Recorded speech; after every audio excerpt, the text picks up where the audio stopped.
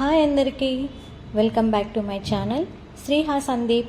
ఈరోజు మన ఛానల్లో ఎంతో టేస్టీగా ఉండే ట్రెడిషనల్ స్వీట్ చక్కెర పొంగలి ఎలా చేయాలో చూద్దాం. ముందుగా స్టవ్ వెలిగించి కుక్కర్ పెట్టి అందులో ఒక పావు కప్పు పెసరపప్పు వేసి మీడియం ఫ్లేమ్లో వేయించుకోవాలి. ఈ పెసరపప్పుని కలర్ చేంజ్ అయ్యేంత వరకు బాగా వేయించుకోవాలి. పెసరపప్పు కలర్ చేంజ్ అయిన తర్వాత వేరొక బౌల్లోకి తీసుకొని చల్లారనివ్వాలి. మనం ఏ కప్తో అయితే పెసరపప్పుని తీసుకుంటామో అదే కప్తో 1 కప్ బియ్యం తీసుకొని బాగా వాష్ చేసుకోవాలి. చల్లారిన పెసరపప్పుని కూడా బాగా వాష్ చేసుకోవాలి. ఇప్పుడు వాష్ చేసుకున్న పప్పు బియ్యాన్ని కుక్కర్లో వేసుకొని ఒకసారి బాగా కలుపుకొని 2 గ్లాసెస్ వాటర్ పోసి మూత పెట్టి హై ఫ్లేమ్ మీద 3 to 4 విజిల్స్ రానివ్వాలి.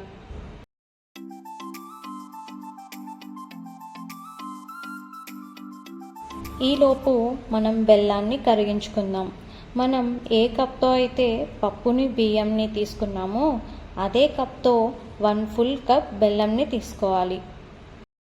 అందులో పావు గ్లాస్ వాటర్ పోసి లో ఫ్లేమ్లో కరిగించుకోవాలి.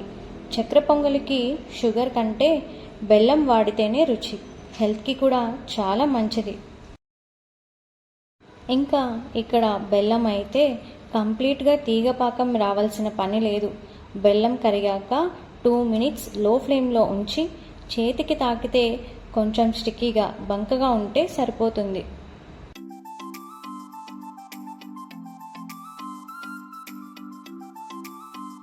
కుక్కర్ చల్లారిన తర్వాత మనం కరిగించి పెట్టుకున్న బెల్లాన్ని అందులో వడకట్టి లో ఫ్లేమ్ మీద కలుపుకోవాలి.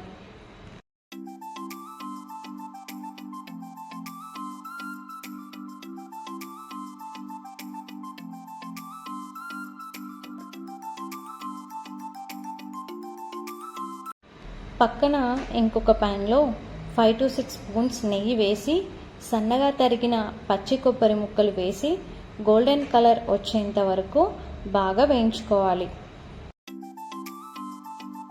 ఇందులో మంచి ఫ్లేవర్ కోసం 1 స్పూన్ అప్పటికప్పుడు ఫ్రెష్గా దంచిన యాలకుల పొడిని వేసి మిక్స్ చేస్తే అబ్బా, ఆ వాసనకే ఇల్లు మొత్తం నిండిపోతుంది.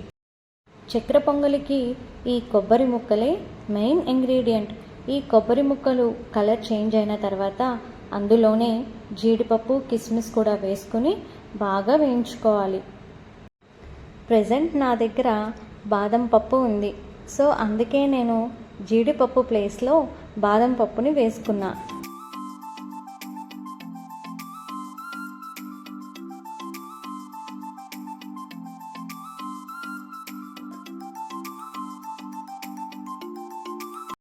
ఇలా వేయించుకున్న కొబ్బరి ముక్కలు, డ్రై ఫ్రూట్స్ అన్నీ నెయ్యితో సహా కుక్కర్లోకి వేసి బాగా కలుపుకోవాలి.